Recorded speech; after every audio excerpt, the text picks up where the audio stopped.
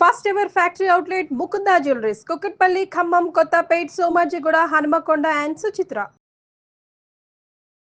నమస్కారం డాక్టర్ ప్రదీప్ జోషి గారు. శ్రీమాత్రి. పర్టికులర్గా శుక్రవారానికి సంబంధించినటువంటి విషయంలో డబ్బుకి శుక్రవారానికి ఎటువంటి సంబంధం ఉంటుందండి? చాలామంది అంటే దానికి సనాతన ధర్మం అసలు ఏం చెప్తుంది? చాలామంది అంటూ ఉంటారు కదా, శుక్రవారం రోజు డబ్బులు ఇవ్వకూడదని చెప్పేసి. శ్రీ గురుభ్యో నమః. శ్రీమాత్రి నమః.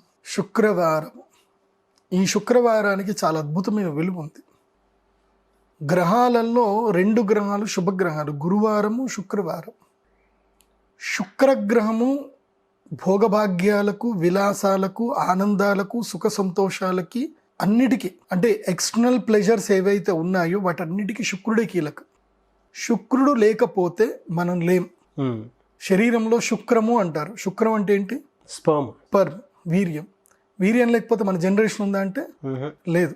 రిప్రొడక్షన్ లేకపోతే మన జనరేషన్ లేదు. పోనీ శుక్రుడు మన జీవితంలో లేడు, మన జీవితంలో మనం సంతోషంగా ఉంటామా? లేదు. భోగభాగ్యాలు లేవు, విలాసాలు లేవు, ఆనందం లేదు. శుక్రుడు అంటే ముఖ్యంగా స్త్రీ కూడా వస్తారు. శుక్రగ్రహము స్త్రీ గ్రహం. సో శుక్రుడు లేడు, స్త్రీ లేదు, జీవితంలో సంతోషం ఉంటుందా? ఉండదు. స్త్రీ లేని ప్రపంచాన్ని ఒక్కసారి ఊహించుకోండి, ఎంత దారుణంగా ఉంటుంది. అట్లాగే శుక్రుడు లేడు అంటే ప్రపంచంలో ఆనందం లేదు, సుఖం లేదు, సౌభాగ్యం లేదు, భోగాలు లేవు, విలాసాలు లేవు, మోడుపోయిన జీవితం అంతే. సో శుక్రుడు జీవితంలో చాలా ఇంపార్టెంట్. జాతకంలో కూడా శుక్రుడు చాలా ఇంపార్టెంట్. ఎవరైనా జాతకంలో శుక్రుడు బాగా లేడంటే వాడికి జీవితంలో వాడి దగ్గర సిరి సంపదలు ఉంటాయి, భోగభాగ్యాలు ఉంటాయి, అన్నీ ఉంటాయి, కానీ వాడికి గర్ల్ ఫ్రెండ్ ఉండదు, సుఖం ఉండదు. వాడితో ఏ అమ్మాయి స్టిక్ అయి ఉండదు. ఒక 10 రోజులు, ఒక వారము, ఒక సంవత్సరం అంతే, బ్రేకప్ చెప్పి వెళ్ళిపోతుంది. మళ్ళీ వాడు చాలా మంచోడు ఉంటాడు, వాడికి ఏం జరుగుతుందో అర్థం కాదు, కానీ వాడితో మాత్రం అమ్మాయిలు ఉండరు ఎవరు. వాడి దగ్గర మంచి కార్లు ఉంటాయి. ఎందుకోసం నేను చూశాను అట్లాంటి వాళ్ళని. ముంబైలో నా క్లయింట్స్ ఉంటారనమాట. వాడికి మంచి మంచి కార్లు ఉన్నాయి. ఇంట్లో దాదాపు ఒక 4 మోడల్ కార్లు ఉంటాయి. మెర్సిడీస్ బెంజ్ కానీ, BMW కానీ, బెంటిన్ అనేది అది కానీ, మంచి లగ్జరియస్ కార్స్ ఉంటాయి. కానీ వాడికి ఇప్పటికీ లైఫ్ పార్ట్నర్ దొరకట్లే, మంచి లైఫ్ పార్ట్నర్ దొరకలే. వాడి జీవితంలో ఒక 20-30 అమ్మాయిలతో డేటింగ్ చేశాడు, కానీ వాడికి ఒక మంచి అమ్మాయి జీవిత భాగస్వామి దొరకలే వాడికి. ఆ డేటింగ్లో డెంటింగ్ కూడా పడిపోయింది వాడికి. అంటే వచ్చిన ప్రతి అమ్మాయి వాడి దగ్గర లాక్కొని వెళ్ళిపోవడమే, డబ్బులు తీసుకొని పోవడమే తప్ప ఇంకేం లేదు. ఇంకా వాడికి ఎక్కడ కూడా పండిత్ జీ ముజే కోయి లड़की नहीं मिलते क्या, मुझे शादी नहीं मिलते क्या. వాడు నా దగ్గర ఏడ్చేశాడు, లిటరల్ ఏడ్చేశాడు. मेरे पास सब कुछ है पंडित जी, इतना माल है, बीच के किनारे में किसी को भी फ्लैट भी नहीं रहते, मेरे पेड़ एक बिल्डिंग है, मुझे कोई भी लड़की नहीं मिल रही थी అని అంటే, వాడికి నేను కౌన్సిలింగ్ ఇచ్చిన తర్వాత ఒక రెమెడీ చేసిన తర్వాత ఒక 2 months తర్వాత పెళ్ళయింది. ఇప్పుడు మంచి అమ్మాయి దొరికింది వాడికి. కాకపోతే వాడికి అమ్మాయి ఇండియాలో దొరకలే, బికాస్ వాడి జాతక ప్రకారం వాడికి ఇండియాలో అమ్మాయి దొరకదు అని చెప్పి తెలిసింది నాకు. నువ్వు వెళ్ళి జర్మన్కి వెళ్ళి అమ్మాయిని తెచ్చుకో అని చెప్పాను. వాడు జర్మన్ వెళ్ళాడు, జర్మన్లో ఒక మంచి అమ్మాయి దొరికింది, అక్కడ మ్యారేజ్ చేసుకొని ఆ అమ్మాయిని తెచ్చుకున్నాడు. సో జర్మనీ అమ్మాయిని, స్పానిష్ కూడా, ఆమె జర్మన్ లాంగ్వేజ్ మాట్లాడుతుంది, ఆ అమ్మాయిని పెళ్లి చేసుకున్నాడు. మంచిగా 2 పిల్లలు పుట్టారు, బాగున్నారు, ఇప్పుడు హ్యాపీగా ఉన్నారు. సో శుక్రుడు బాగా లేదనుకోండి, అసలు నీకు సంసార సుఖం ఉండదు. ఇంకా నీ జీవితకాలం మొత్తం కూడా మొబైల్ తోటి ఫ్రెండ్షిప్ చేయాల్సిందే. కాబట్టి శుక్రుడు చాలా కీలకమైనటువంటి వాడి జీవితంలో. ఏది గ్రహం బాగా లేకున్నా శుక్రుడు బాగా ఉండాలి. కొంతమంది జాతకాలు నేను చూస్తాను, వాడి జాతకంలో శుక్రుడు అద్భుతంగా ఉన్నాడు. శుక్రుడు ఉన్నాడు కాబట్టి అసలు వాడిని చూస్తే మనకి ఈర్ష్య కలుగుతుంది తెలుసా. వాడికి అమ్మాయిలు స్పాన్సర్ చేస్తారు, డబ్బులు ఇస్తారు వాడికి. అరే నీకేం కావాలరా అని చెప్పి బంగారం కొనిస్తారు. వాడిని ఆడపిల్లలాగా, గర్ల్ ఫ్రెండ్ లాగా చూసుకుంటారు. వాడికి ఎక్కడ లేని డబ్బులు వస్తున్నాయి వాడికి. సో అట్లా కూడా ఉంటుంది, రాసి పెట్టింది ఉండాలి. శుక్రుడు బాగా ఉన్నాడు అనుకోండి, కలికాలంలో బాగా ఉండాల్సిన గ్రహం ఏంటంటే శుక్రుడు. అయితే శుక్రవారం రోజు వదులుకోవద్దు అని అంటారు. ఏది వదులుకోవద్దు? డబ్బులు ఇవ్వకూడదు ఎవరికి అని అంటారు. ఎందుకోసమంటే శుక్రవారం దేనికి సంకేతం అంటే భోగభాగ్యాలకు, వైభోగాలకి సంకేతం. ఓకే.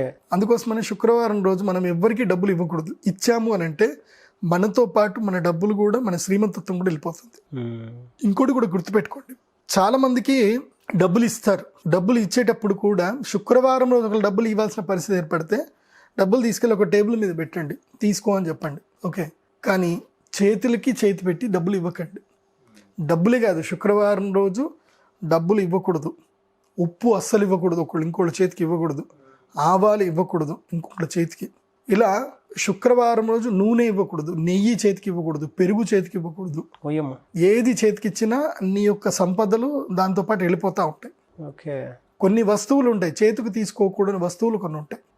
పెరుగు చేతికి తీసుకోకూడదు, నెయ్యి చేతికి తీసుకోకూడదు, నూనె, ఉప్పు, అదేవిధంగా ఆయుధాలు ఎప్పుడు కూడా ఇమ్మీడియట్లీ చేతికి ఇవ్వకూడదు.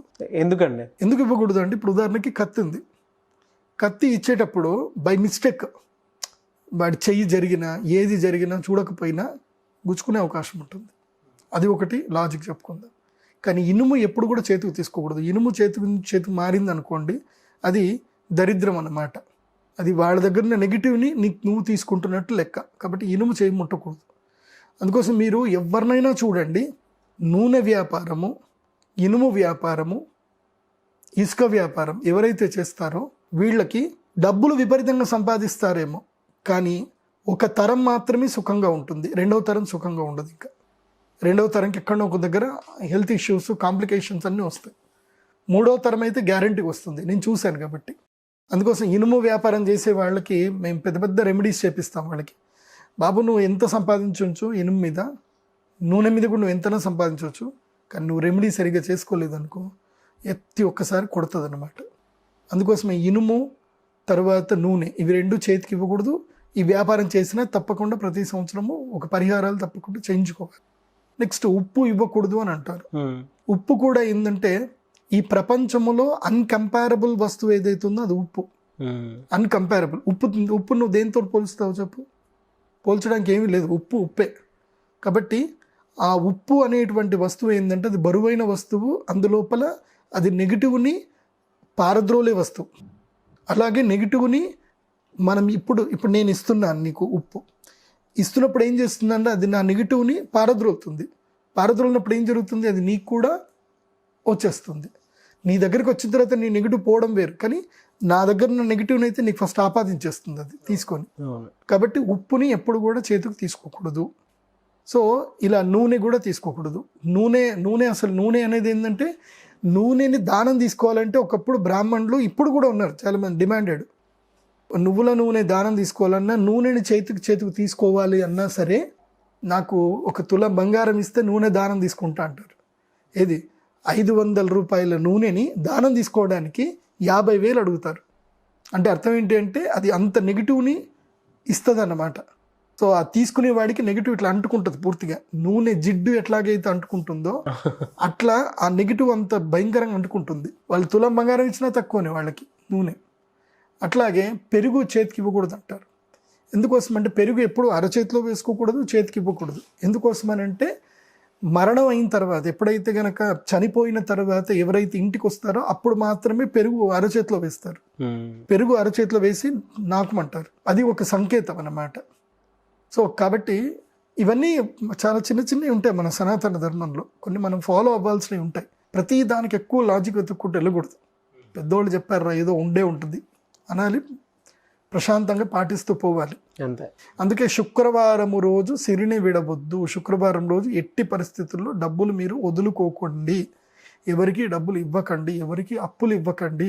శుక్రవారము చెప్పండి, శుక్రవారం కదండి, ఆదివారం రండి మాట్లాడుకుందాం, అంతే. సోమవారం రండి మాట్లాడుకుందాం, అంతే. శుక్రవారం రోజు మాత్రం డబ్బులు ఇచ్చేది లేదు. థ్యాంక్ యూ అండి. Thank you so much doctor Pradeep Joshi గారు.